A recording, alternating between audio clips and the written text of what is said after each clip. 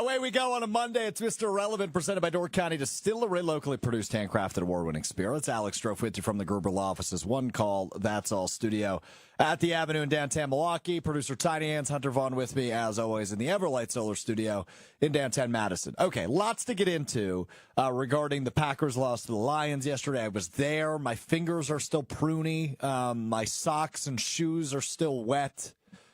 I'm wearing different shoes and different socks, don't worry. But literally, I put my shoes in the dryer. That's how gross it was. Monsoon at Lambeau Field, and a really gross game for the Packers, especially offensively. We'll dive into all that. Excited to tip off the college basketball season. ESPN Wisconsin Coaches Week right here on Mr. Irrelevant. Shaka Smart will join us, the head coach at Marquette. Big things ahead, man. Big things ahead. Year 4 for Shaka as he gets ready to try to bring Marquette back to the Sweet 16 in back-to-back years, something that team hasn't done in a long time. Last year, getting back to the Sweet 16 for the first time in over a decade. So, big one. Shaka Smart will join us to tip off ESPN Wisconsin Coaches Week, and we will talk a lot of Packers. We will save our Badgers talk for Wednesday when Greg Gard joins us. It's nice it's a bye week for both the Badgers and Packers, so we can take a lot of time to really unpack the losses we witnessed over the weekend. Both bad losses. The Badgers one was severely worse, like without a doubt. They got absolutely trounced, smoked, and beat up by the Iowa Hawkeyes. It was disgusting. So we'll save that for Wednesday to see if I've calmed down a little bit on the Badgers. But let's get into it. 24-14, Packers lose to the Detroit Lions at Lambeau Field yesterday. America's Game of the Week on Fox. National spotlight. The Packers forgot to show up. I mean, it was sad. Offensively, drops. Jordan Love with the pick six to Kirby Joseph. Absolutely horrible decision. It sounds like, and he didn't say this, but when you look at the replay, it looks like right tackle Zach Tom was in his way, and he just didn't see Joseph. Joseph jumped it and took it back for 6. That killed the game. That was the end of the game right there. Yeah, there's not a lot of good things to take away from this, right? I think the good thing you can take away from it is Josh Jacobs is an undeniable upgrade at running back, something we talked about all offseason. Yesterday was more proof of that. I thought he had a really nice game for the Packers offense, minus not getting in the end zone. Emmanuel Wilson gets the only Packers touchdown yesterday, and Christian Watson with the 2-point conversion to make that loss look a little bit less ugly in terms of the score, but it was ugly. Packers defense does hold the Lions to 17 points, which is great for a team that scored, going into that one, 40 or more, 3 of the previous 4 games they had played. But it just never really felt close, which of course is disappointing, right? We viewed this as, and the way we set it up all day yesterday on Green Bay Game Day, which is our pregame show on ESPN Wisconsin, from Lambeau, myself, Gabe Neitzel, and Super Bowl champion Jared Bush with you before every game. We discussed it as a first-place game. And even if the Packers lose, as long as they look competent, you feel good about the Packers' chances when it comes to January and hopefully February. I have a hard time walking away from that game feeling good about anything. I'm not saying the Packers are a bad team. I still think they're a good team in the NFL. But they were heavily outmatched by the Detroit Lions. Injuries don't help, right? No Jair, no Evan Williams, no Josh Myers. But self-inflicted wounds nonstop. And this seems to be, part of being the youngest team in the NFL, or close to. I don't know exactly where they are now in terms of youngest team in the NFL, but they're one of the youngest teams in the NFL, if not the youngest team in the NFL, is there's just way too many mistakes, flat out, right? Whether it's penalties or drops or Jordan Love throwing an interception that was the straw that broke the back of the Packers having a chance to win that game. Way too many self-inflicted wounds, and that needs to get cleaned up fast. Now, luckily, you go into the bye week. You have some opportunity to address those things before you take on the Bears in 2 weeks. But I have a hard time saying the Lions won that game. I mean, they did. They were the better team. They outmatched the Packers, no doubt in my mind. But the Packers really lost that game. I mean, what was it? 6 drops yesterday? And the Packers now lead the league in dropped passes. And I get it's a slippery football. I get it was wet out. I completely understand that, but you're still NFL football players. Chris Brooks dropped what would have been a touchdown in the first quarter. Several other drops throughout the game. Tucker Kraft had that drop on the sideline right in front of where I was sitting. And you just can't do that if you're going to beat teams like the Detroit Lions. And by the way, you're going to have to beat the Detroit Lions sometime this year if you want to get to where you need to go. And for the Packers, they obviously have championship expectations. They need to get the Super Bowl or the NFC Championship game.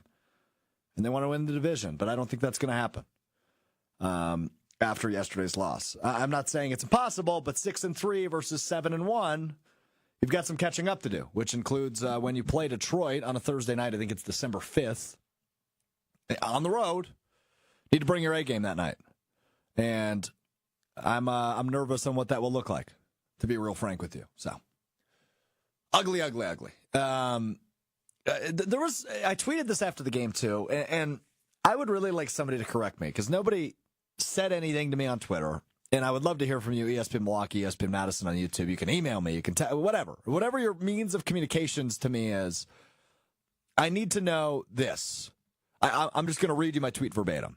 I'm very confused by the field goal to go from down 21 to down 18. You made a three-score game a three-score game. I understand it was 4th and goal from the 16, so it was 4th and 16. But I feel like you have to go for it in that situation. And I don't know if Matt LaFleur was confused because McManus missed a kick earlier in the game and he thought he made it, so he thought it was actually an 18-point game, that he was making a 15-point game. I don't know what the scenario was there, but it's the end of the third quarter. You're down 21 points. I don't get the decision to kick the field goal there. If you want to come back and win this game, you have to go for it on 4th and 16. You scored a touchdown. All of a sudden, it's 24-10 entering the fourth quarter. You're dealing with a much different ball game than 24-6. You still need to score 3 touchdowns in order to have a lead in an 18-point game. I just didn't get that decision from Matt LaFleur to trot out Brandon McManus when it was 4th and goal and you're down 21 points. I did not get that. I also, of course, did not get the Jordan Love pick six. It was bad throw. It was a bad decision, and he's made plenty of them this year. And that was ultimately what killed you, right? And we talked about it in the pregame show. If the Packers were going to find a way to win this game with Love, who I don't think he was 100%. I mean, you could see he was in pain at different points, but he didn't look too hobbled. It didn't look like he was incapable of playing quarterback. But he's made so many weird decisions this year. I'm starting to worry a little bit about the interceptions. Because the fact of the matter is, Jordan Love was the second best quarterback in yesterday's game. And I don't mean specifically in the game. I mean overall. Jared Goff is a better quarterback than Jordan Love. Obviously, as it stands right now, that can change. And you have a lot more proof on Jared Goff. But Jared Goff looked like the maestro. Right? He looked like he was conducting an orchestra offensively. And there was rhythm to it. There was chemistry. Things were working. The run complements the passing. The passing complements the run. Jared Goff threw 4 incomplete passes yesterday. Now, he gets knocked way more than he should because Jared Goff is a good NFL quarterback. And not only in yesterday's game was Jared Goff better than Jordan Love, I think we can flat out say the Detroit Lions, as it stands right now, week 9 of the NFL season in the books, just about, following the Monday Night Football game tonight, Jared Goff is a better NFL quarterback than Jordan Love. And I never thought I would say those words. But that's how I'm feeling today. Hunter Vaughn, Tiny Hands, we go to you. Jordan Love is kind of feeling like Braden Locke for me, in the fact that you can't consistently win games if you know your team is going to be down 1 in the turnover margin from the start of the game.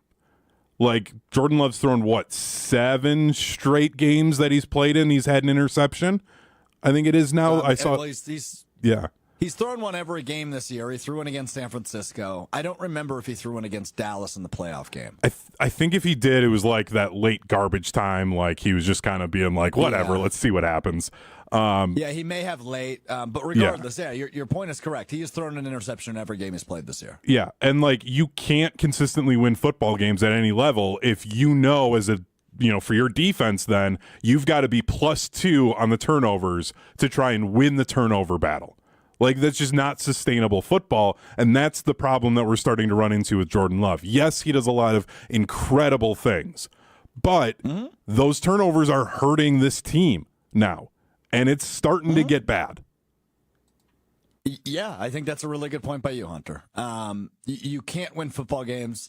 You can win some football games if you throw an early interception, and we've seen it happen. Right? I mean, you saw it last week against Jacksonville. I know ultimately he went out of that game and Malik Willis led the comeback. But you can beat bad teams, and that's what the Packers have done this year.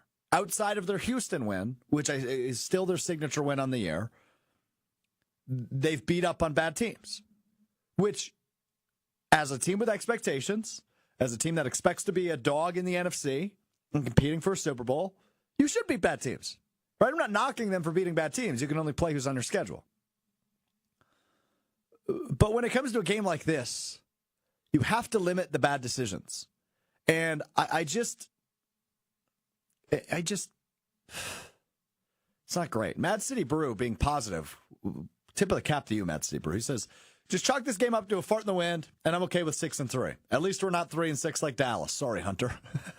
Oh, it's only getting worse for Dallas. I was going to use this in what we learned, but just saw Dak expected to miss multiple weeks. Oh, that sucks. Yeah. Top Dallas, 10 pick. Let's go. Just tank. Yeah, there you go. There you go. iRock chimes in. Stop it. It's all bad play, not just on Love. Stop the Love hate. He didn't drop 2 touchdown passes. He didn't hike the ball 2 times in a row. He didn't get a penalty, and we had over 10. All fair. I'm not saying Jordan Love was the only bad part of this game. But, and this isn't hate, I still think Jordan Love is a good quarterback in the NFL. I thought he played fine outside of the interception yesterday. 23 of 39. Reminder, 6 drop passes. So 23 of 39 isn't great. 273 yards in the interception. Didn't get sacked.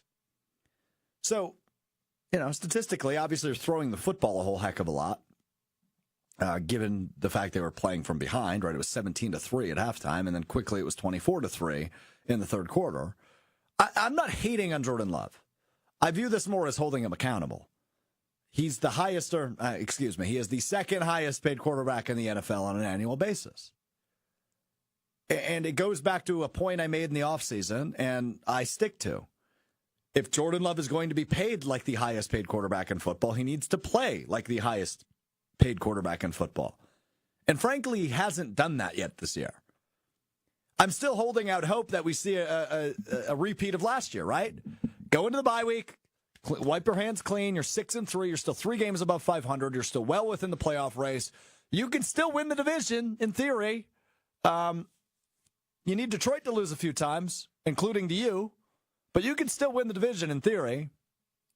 And Jordan Love can hopefully be the best quarterback in football the second half of the season, just like he was a year ago. I'm still holding out hope for that.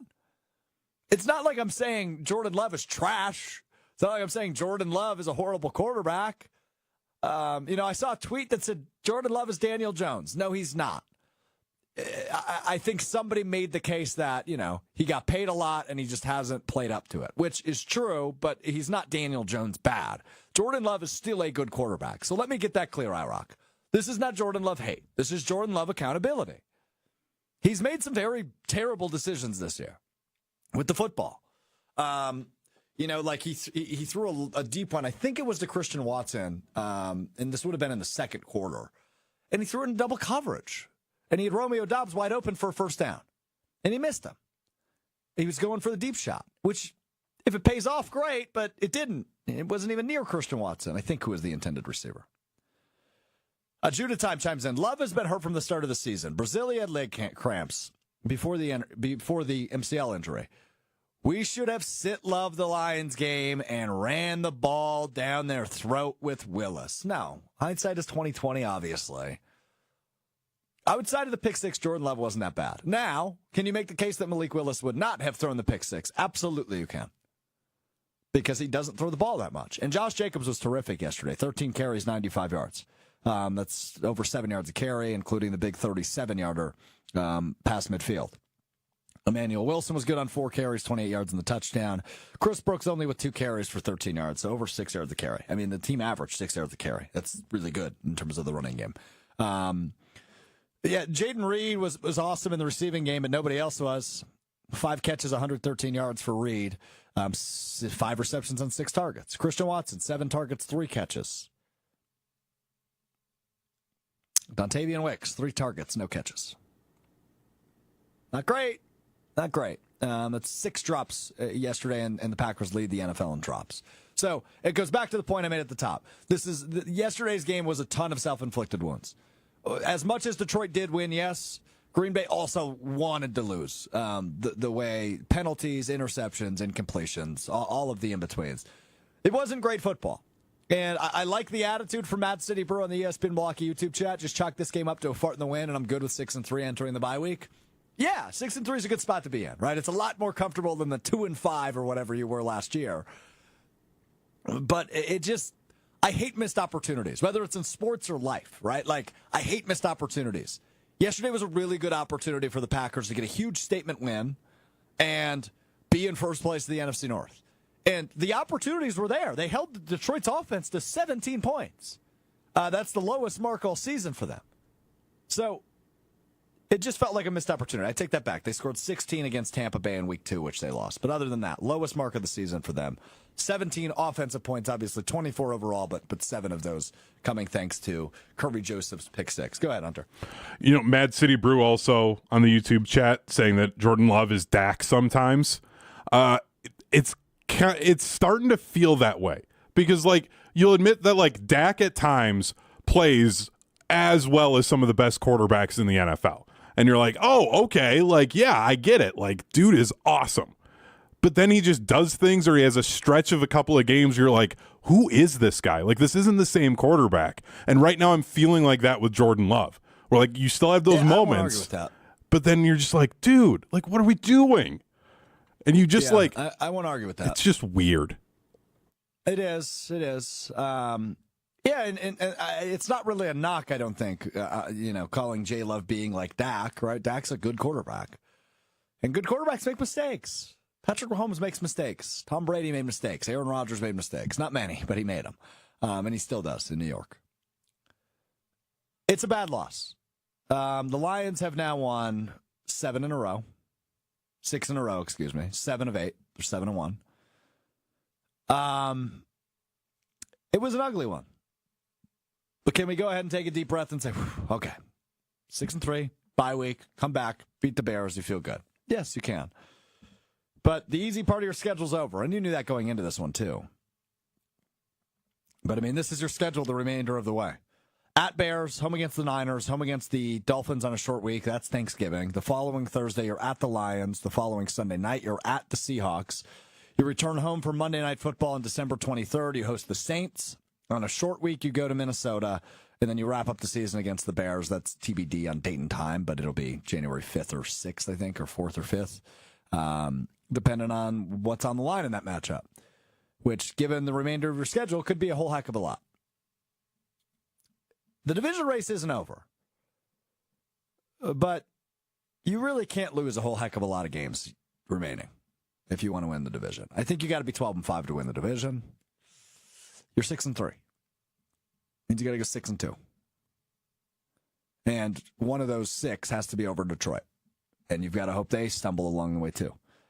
So, there you go. 24-14, the final. And just to get to the thought I mentioned earlier, we viewed this as, the opportunity to get a signature win, right? Houston is viewed as your signature win. It's the best team you've beaten this year, right? The best teams you've played this year are Philadelphia, Minnesota, Houston, and Detroit. You're 1-3 in those games. So it was an opportunity for not only a signature win, but it was also an opportunity to tell where you measure, right? We viewed the Lions as the best team in the NFC. It's a measuring stick game. If the Lions are the best team in the NFC, I don't think the Packers are very close to being the best team in the NFC after what we watched yesterday. And again, you can make all sorts of excuses if you want to.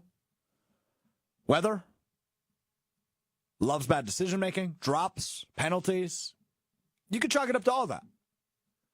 But the game's the game, man. What we saw is proof. We could play the what-if game if you want to. But what does that accomplish, right? What we saw is the proof. And the proof is the Packers are not to the Lions level. Yet. I want my team playing their best football in December and January. And I think the Packers will be better in December and January than they were yesterday. But it feels like it's a ways away still to be to the level of the Detroit Lions. We'll find out December 5th when they play on Thursday Night Football. That's going to end up being a huge game. Chats galore right now, so let's dive into this a little bit. Flat smack, not starting Malik Willis was a huge mistake. Mac chimes in. Not to say that Willis is anywhere near the QB that Love is, but why does it feel like every game Love plays in, the offense has been very shaky? At what point do we let Love take the time to rest? Due to time, again, Jay Love needs his mobility, and that has been limited from the start of the season. Flat smack last thing. The only thing Love is good at is negotiating a huge contract. Okay. Got him. The Love-Willis discourse I'm not participating in. It's insane to me. The offense is so limited when Malik Willis is the quarterback. It wouldn't have worked against Detroit. They would have eaten them up for lunch. The Packers don't put up 14 points if Malik Willis plays quarterback yesterday. I don't think you're getting to the other side of the field a whole heck of a lot. He's not making the throws to Jaden Reed that Jordan Love did. The Lions defense is locking a lot more in on Josh Jacobs yesterday if Malik Willis is the quarterback. I get he has the highest quarterback rating in the NFL, but he's only thrown, 31 passes? He's played 2.5 games. He's done 30 passes. How much trust does Matt LaFleur actually have in Malik Willis to throw the football? That tells me not a whole heck of a lot, right? Matt LaFleur is a brilliant play caller and a brilliant offensive head coach. No doubts about it. Yesterday, by no means, was his finest hour. But Malik Willis isn't winning that game yesterday. Malik Willis is exactly what he is. He is a backup quarterback. And can you beat bad teams with a backup quarterback? Sure can. We've seen it happen. Malik Willis is not beating the Detroit Lions. So stop it. It's nonsense to me. It's silly. It's a silly thought. I like Malik Willis. He's done some really nice things for the Packers. You could make the case he's the MVP of the Packers this year so far. He's done everything asked of him brilliantly. He's not winning that game last night. He's not. So let's stop. Let's stop while we're ahead, please. Go ahead, Hunter. This is the problem with the fact that the two games that the Packers looked their best were against the two worst teams that they've played all season. And they happened to be when Malik Willis was the quarterback. So, in the Packers fan mind, you're just like, oh, that's when the team was at their best. They won those two games, and they looked really good doing it. Completely ignoring the fact that they're basically playing JV squads. Right. You beat the Titans and the Colts with Malik Willis playing quarterback, and you barely beat the Colts. Exactly. In that first game.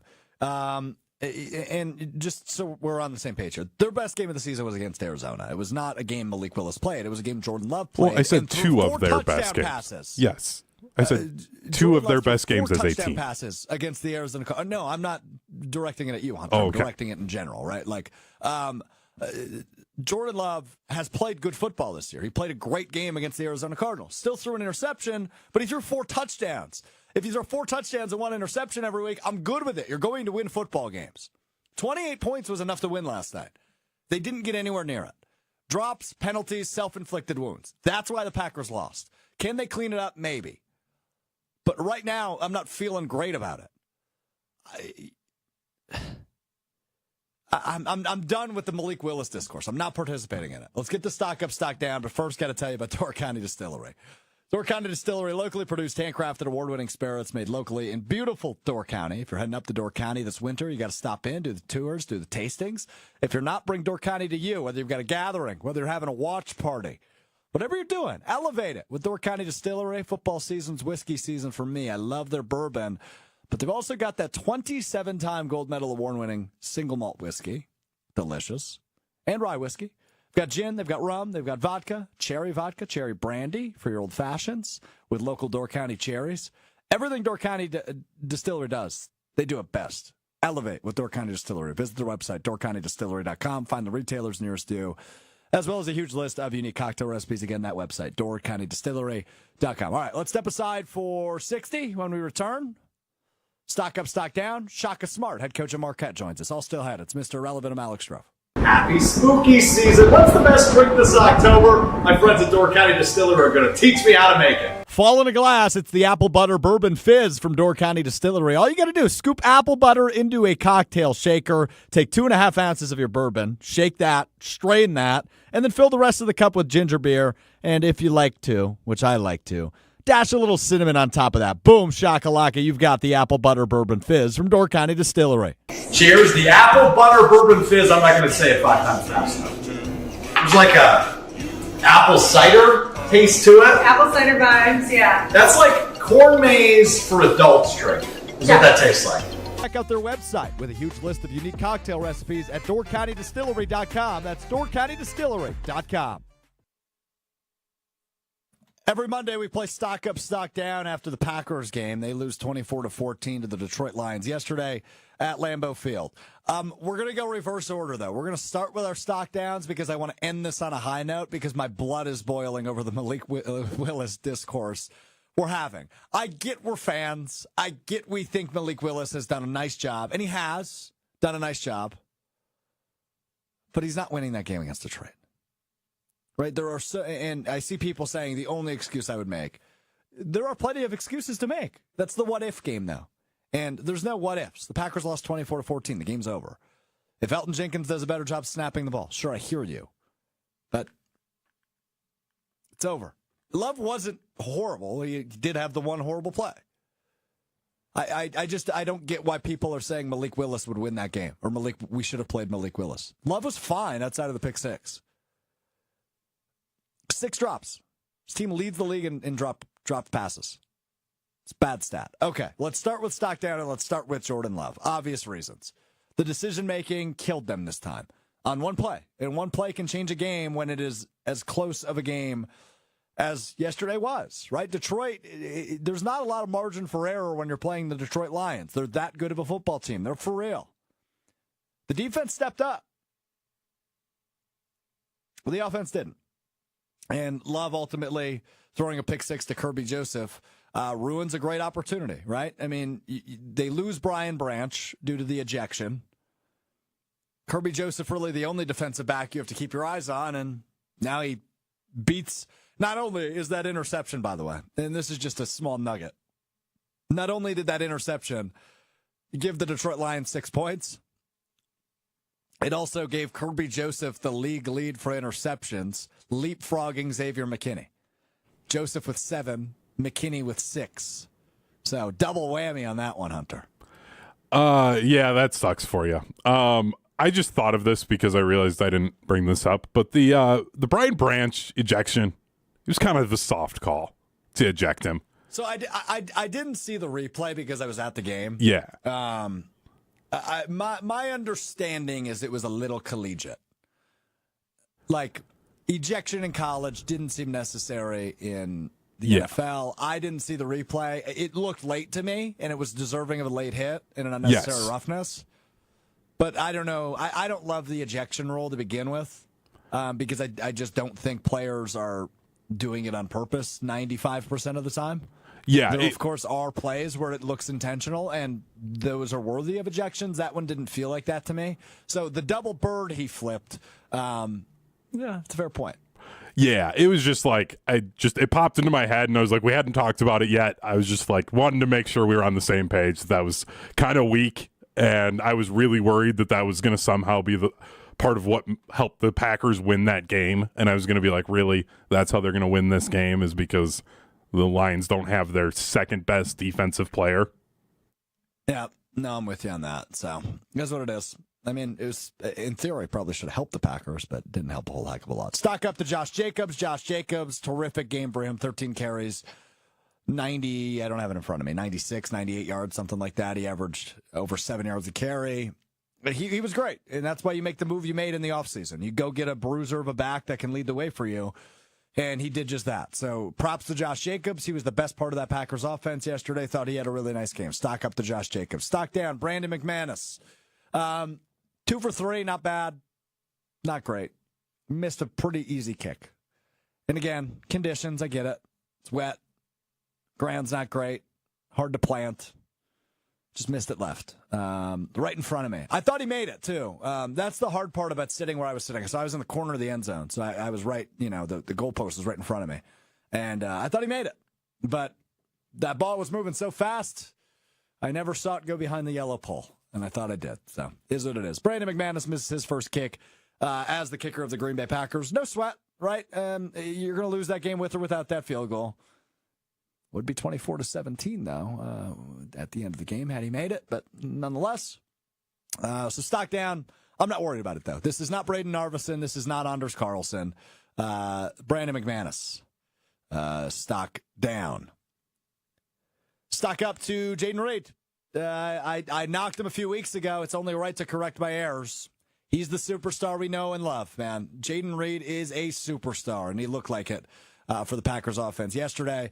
Over 100 yards on a couple of receptions. A really nice game for him, despite not getting in the end zone. But he proves he's great. I still don't love him at punt returner, but because I just worry, you don't want to lose debatably your most valuable offensive weapon to an injury because he's returning punts. I get he can be a lethal threat. I get he can pose quite a threat back there. He's shifty, he's quick, he does a lot of things really well.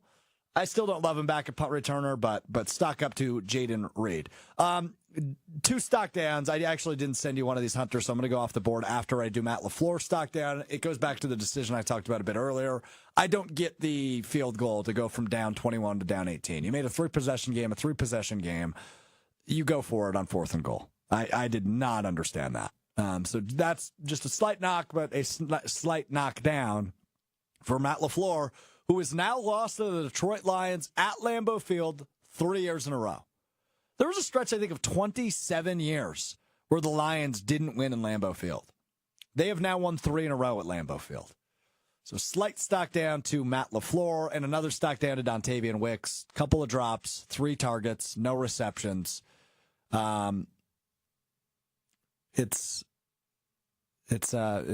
Stock down to Dontavian Wicks, and that is chimed in by Mac on the ESPN Milwaukee YouTube chat. IROC, got to get stops to worry about punts. What do you mean? The Lions' offense scored 17 points. I get they had long drives, so there wasn't a ton of punts, but there were still several. Packers defense was good yesterday, and Aaron Mosley getting his first career sack, I believe. Stock up to him, the only sack of the day, getting to the quarterback. So there's your stock up, stock downs. Now, real quick, I just want to check the punting numbers. Robert says, 4th and goal on a division rival, down big, you go for it 100%. Yeah, I didn't get that decision at all. That was strange to me. Punt returns, 2 of them, they punted 4 times. So it's essentially 1 a quarter. Jaden Reed was back there. Punted more than Green Bay did. Green Bay only punted twice. So they got your stops. Well, what are you going to do? All right, let's get to Shaka Smart, head coach of Marquette. Season tips off tonight against Stony Brook, 7:30 on FS1. Shaka Smart entering his 4th year at the helm of the Golden Eagles, coming off a Sweet 16 run a year ago.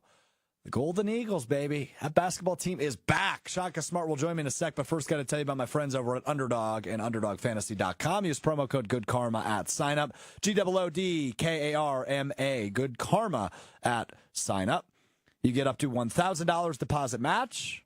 You get a free pick, and you can win up to 1,000 times your money on Underdog. I saw Hunter was playing some Underdog, got a little college basketball, got a little Monday Night Football in his entry on the Underdog app, Underdog Fantasy. Whatever you're watching tonight, you can watch along with Underdog, and you can win up to 1,000 times your money. The pick'em game's simple. All you do is look at projections on player stats. You pick higher or lower on those projections.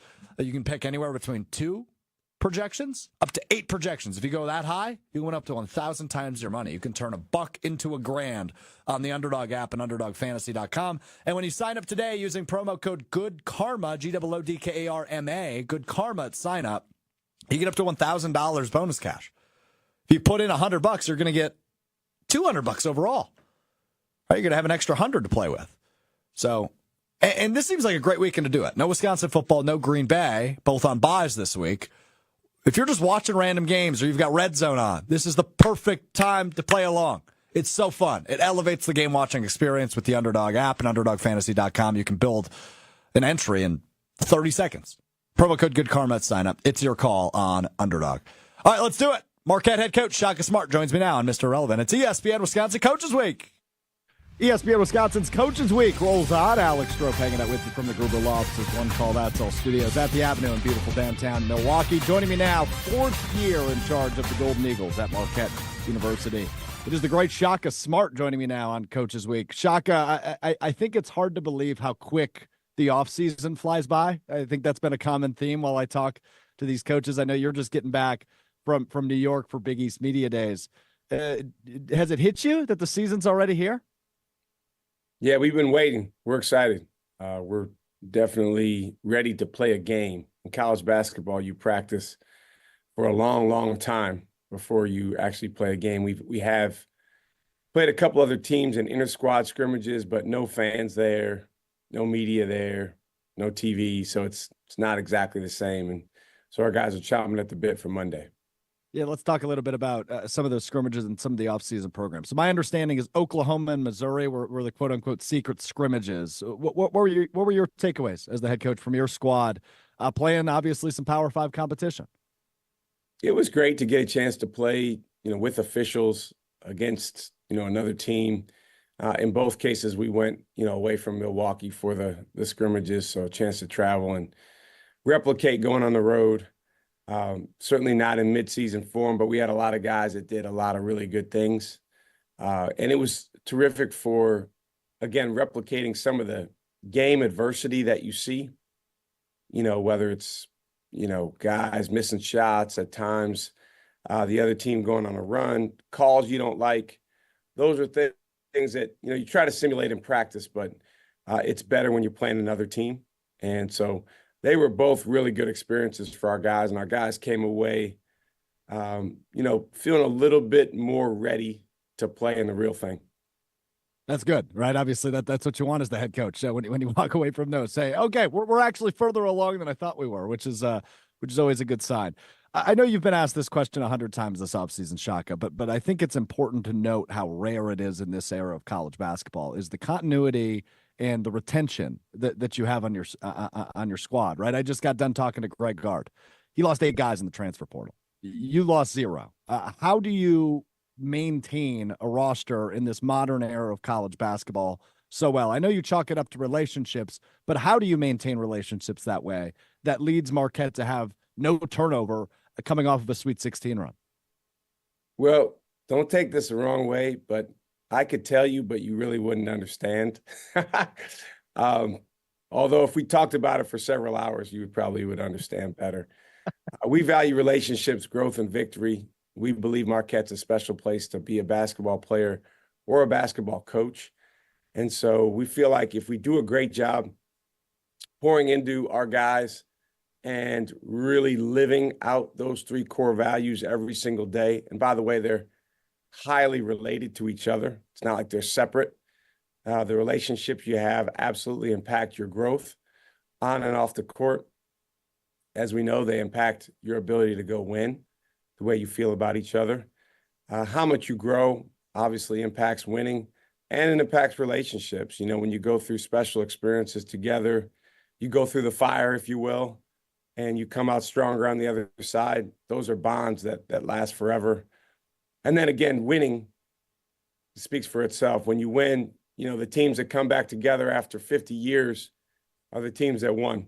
The teams that, have, each other in their weddings are the teams that went through special experiences together and grew together. So that's our way. We think our guys have very good experiences here. We try to curate that the best we can.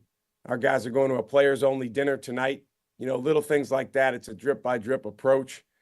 And it doesn't guarantee anything. I don't know that every single year we'll have perfect retention, but we do want our guys feeling like the only place to leave Marquette for, if you're going to leave before your eligibility is up, is the NBA. Yeah, and you've done a great job of that so far here, entering your fourth year at Marquette. I'm curious, though, you've done this at a high level for a long time now, Shaka, right? Obviously, VCU, Texas, and now Marquette. When you see a guy like Tony Bennett at Virginia, when he walks away from the sport just a couple weeks before the season starts and chalks it up to the new era we live in, what goes through your mind, Shaka Smart? Well, I worked with Tony in USA Basketball. We were assistant coaches in 2013 on the 19 and under World Championship team. Got to coach, I think there was 8 NBA players on that team, so all we had to do was not mess it up. Billy Donovan was the head coach, but got a chance to spend so much time with Tony because we would walk over to the games. It was in Prague, the event, and we would watch all the other teams throughout the day leading up to our games. So I have unbelievable respect for him. I think he's one of the absolute best coaches in the business.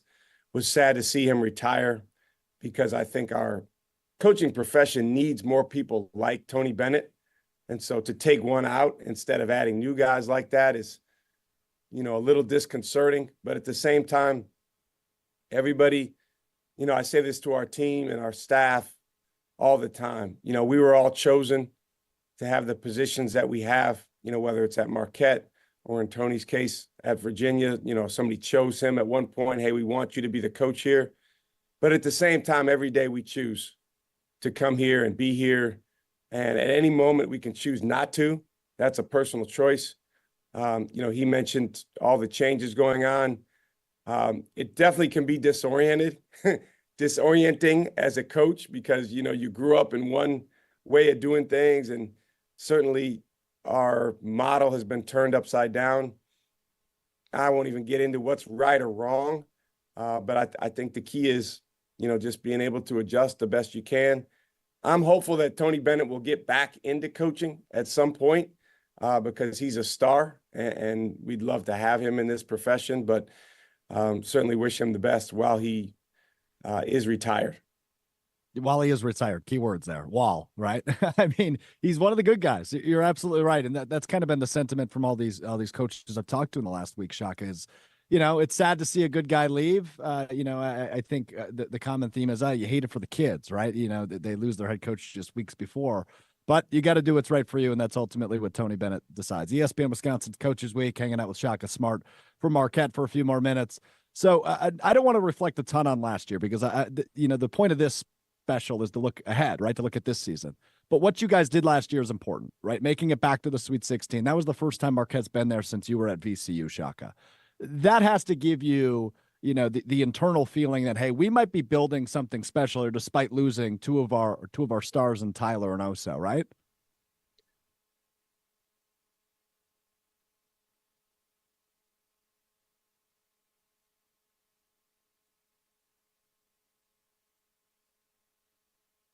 Just a devastating one and done experience because obviously it's a single elimination tournament.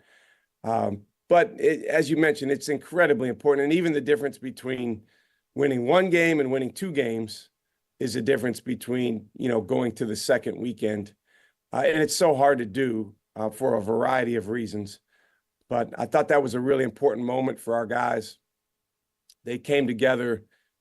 We faced some adversity for sure at the end of the season. Tyler Kolek was injured, came back, was not 100%, but he was such a warrior that he came back and played well for us. And, we had some guys really step forward. David Joplin, Chase Ross in that Colorado game, a team that had 3 NBA draft picks to be able to win that game and go to the Sweet 16 was huge. At the same time, though, Alex, in the next game, NC State, we feel like we played one of our worst games of the year. And so there's a motivation coming out of that game to be better and to be better in our final game.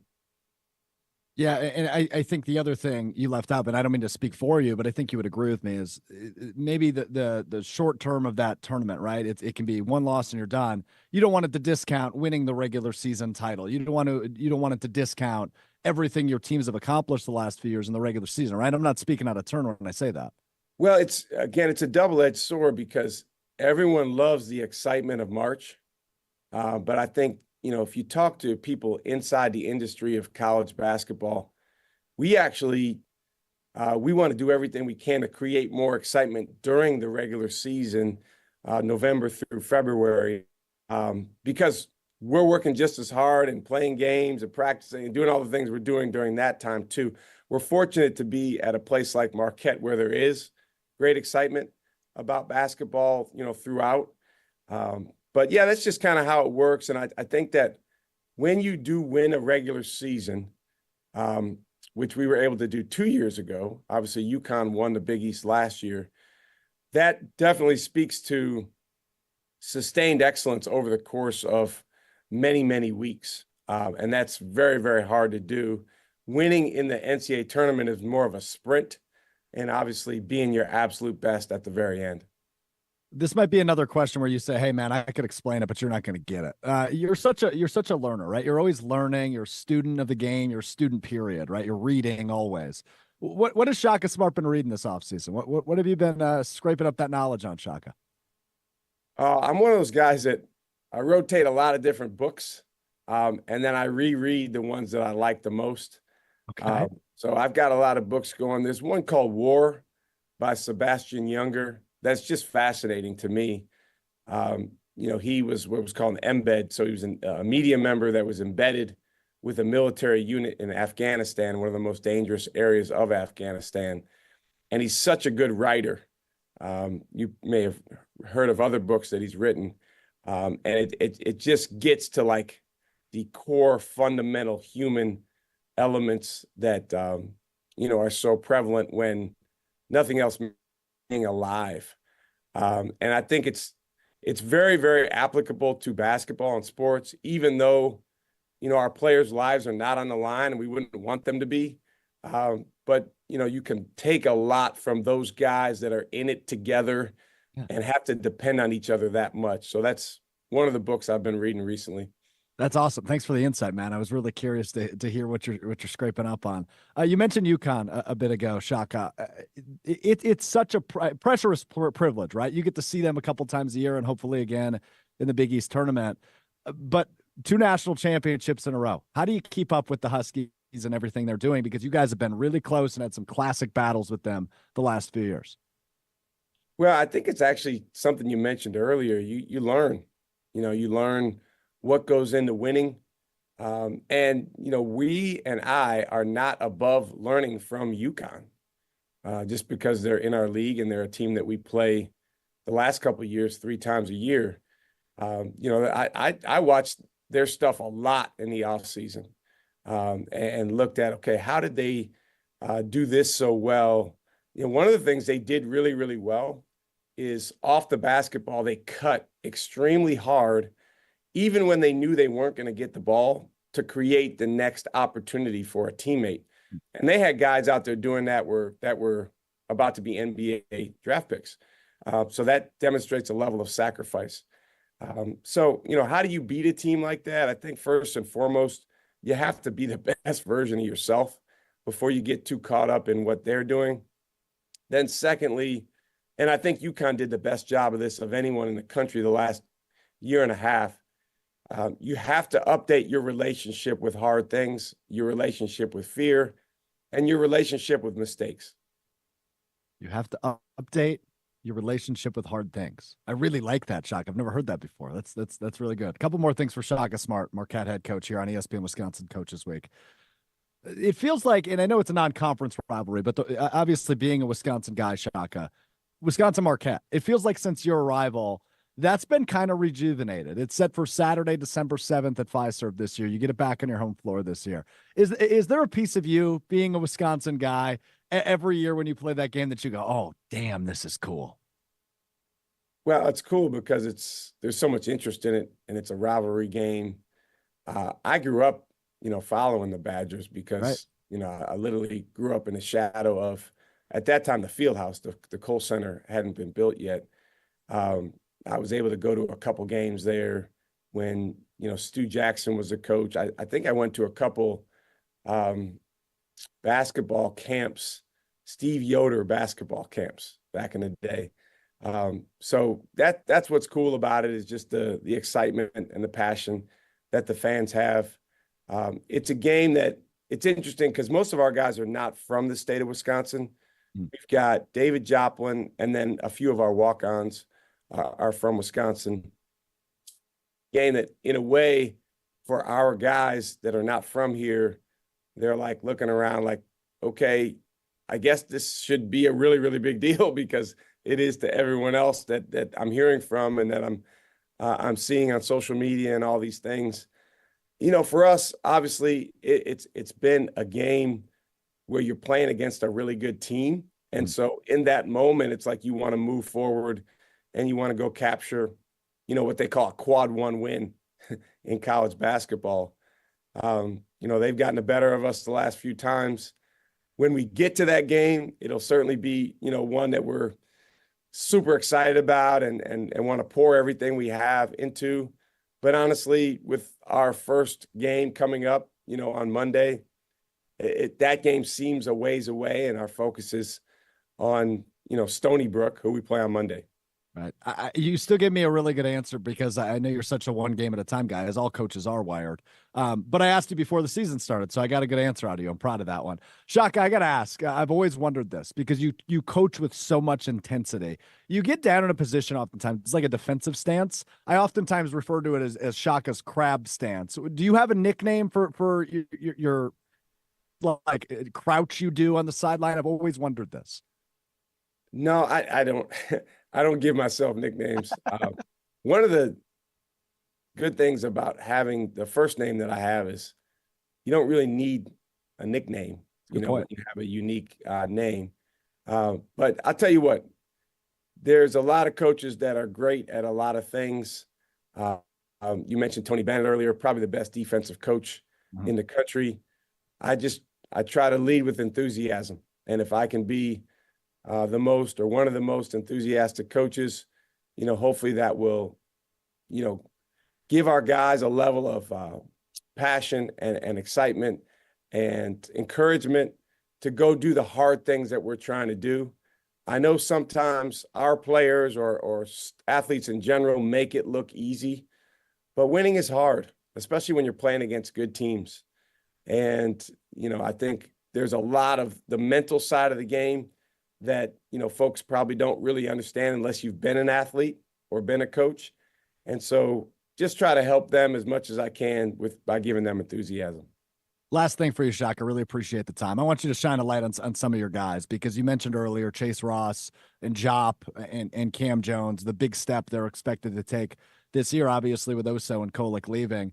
What have you seen specifically from those three guys here this offseason, and who do you expect, maybe somebody I didn't mention, to make a big jump here in 24-25? Well, I'll answer the second part first. Caden Hamilton is a guy that our fan, unless you're a hardcore fan, you probably don't know much about, because he hasn't played a game yet, although he has been here for the past year. He redshirted for us. It's an unbelievable story, Alex. He was headed from high school, where he graduated last May, 2023. And he was headed to prep school because he had no Division I offers. So he could have either gone Division II or gone to a postgraduate year. So he's headed out east to go to a postgrad year. Cody Hatt, one of our great assistant coaches, did an awesome job finding him in a back gym at a New England prep school event in June. We immediately started recruiting him as a 2024 recruit. So for someone that was going to come in this year, but then we said, hey, wait a minute, you're a high school grad. Would you want to come this year and redshirt? He had barely played as a junior in high school. He lost a bunch of weight. His senior year in high school was really good. And he's come here and just been terrific. And so he's immediately gotten into our rotation. And I think fans will really like his energy. He's got a great story. He's a warm teddy bear of a guy, but I'm also trying to help him understand that he can become the meanest, toughest, baddest, fill in the blank in the Big East. The guys you mentioned, David Joplin, Cam Jones, can't forget about Stevie Mitchell, our energy giver. Those are our three seniors. Those guys have had good off seasons and are looking forward to taking on an even bigger leadership role than they have. And then Chase Ross, Ben Gold, those guys will be our two other starters. Chase in particular, he's been terrific. I wish we had 5 Chase Rosses. He's an absolute warrior. He's a guy that multiplies his teammates in so many different ways. He's a rare player, Alex, in that I don't think he knows how good he really is. You know, he's just so unassuming. And so part of my job is to get him to understand how special he can be. But he's coming, and he's going to have a really good season. Fantastic stuff from Shaka Smart, the head coach at Marquette, entering his 4th year. Season tips off Monday against Stony Brook, as he mentioned. Shaka, this was awesome, man. Really appreciate the time. Thank you, Alex. Look forward to talking to you again. There you go. It's Marquette head coach Shaka Smart, ESPN Wisconsin Coaches Week here on Mr. Irrelevant. Greg Garr, Doug Gottlieb, Bart Lundy will all join me throughout the week as we tip off the college basketball season. Really good stuff there from Shaka Smart, man. I felt like I was in a lecture. And not like in a he's lecturing me way, but more like a college lecture. I felt like, you know, Shaka just carries so much knowledge. He is a really intelligent human being, smart human being, if you see what I did there, some would say. So really good stuff from the Marquette head coach. They've got a really bright year ahead, despite losing Tyler Kolek and Oso Iguodaro. They're going to be a fun team. They tip off the season tonight against Stony Brook. You can watch that game on FS1. Hunter, you're a Marquette fan. What'd you think? I absolutely loved it. I was so glad that he talked about Caden Hamilton there. I'd heard a little bit through Marquette fan Twitter about him, but then getting all of that, like, I'm so excited for this team. I think they're going to be really good. They don't match up well against Wisconsin, and that's what's going to be annoying for me. They'll probably lose that game because it's just the Big Ten and the Big East are so different that it's hard for the smaller Big East school to match up with a Big Ten school. Yeah, we will see. That's December 7th. I had to sneak it in there because December 7th doubles as my birthday. So Marquette, Wisconsin on my birthday at Fiserv Forum this year. Going to be very fun. But there you go. Thanks to Shaka Smart for sitting down with me for about 20 minutes and talking all things Marquette ahead of the college basketball season, which, of course, tips off tonight. ESPN Wisconsin Coaches Week. We will be playing all those interviews throughout the week. You can find them, across YouTube, ESPN Madison, ESPN Milwaukee. You can find them on the radio, ESPN Milwaukee, ESPN Madison, ESPN Beaver Dam, our hour-long special with all 4 Division I men's basketball coaches in the state. Okay, time now for what we learned. Time to wrap up the show. You learn something new every day. I learned something new yesterday. Boy, am I happy about it. For the first time since 1979, the Milwaukee Brewers have 2 Golden Glovers. Let's go! Bryce Terang at second base, and guess who in right field? Sal Frelick winning a Gold Glove in right field for the Milwaukee Brewers. So 2 Brewers getting the Gold Glove. Now, obviously, both of them up for the Platinum Glove, which you can vote for now. You can find it on the Rawlings website. Rowlings, RAWLINGS.com is where you can find the Platinum Glove, and that's a voting thing. So you can get them Platinum Glove here in the MLB. But yeah, 2 young players who are terrific defensively for the Brewers, super deserving for both of them, and exciting to see that.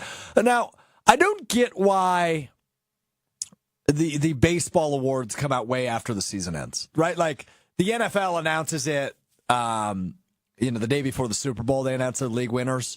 The season's been over for a week. Why are we don't even know who won the Cy Young yet? That's very strange to me. Because you're still talking about baseball and it's November 4th. It's actually a good point, Hunter. Not bad. Not bad by you, pal. Not bad by you. All right, we ran a little late today, but it was a fun one. Packers lose. We'll continue to unpack that one coming up on Wednesday. And I saw we have a Lions fan in the ESPN Milwaukee YouTube chat that just says Green Bay sucks. At least Applying Pressure, the name of the YouTube channel, made Green Bay 2 words. Unlike Amon-Ra St. Brown, who wore the Green Bay sucks t-shirt into Lambeau Field yesterday with Green Bay as 1 word. Yeah, you dummy, it's 2 words. So there you go. All right, that does it for us today. We're back with you Wednesday. Wednesday. Greg Gard, the Wisconsin men's basketball coach, will join us Wednesday. We will talk a little bit about the Badgers' loss to Iowa on Wednesday, and we will continue to unpack the Packers' loss to the Detroit Lions. Big thanks to Hunter, Tiny Hands, Vaughn for running the show as always. He'll be back with me Wednesday. Joshie DiMaggio will rejoin us on Wednesday. And Mad City Brew says 99 days until spring training. Got to get another run at it, do the Milwaukee Brewers. We'll talk to you Wednesday beginning at 12:30 Central. ESPN Milwaukee, ESPN Madison on YouTube, ESPN Madison on Facebook, Apple Podcasts, Spotify, wherever you get your podcasts. Mr. Relevant is presented by Door County Distillery, also brought to you by our friends at Underdog. Use promo code GoodKarma at sign up. We'll talk to you Wednesday. I'm Alex Strouf. Peace.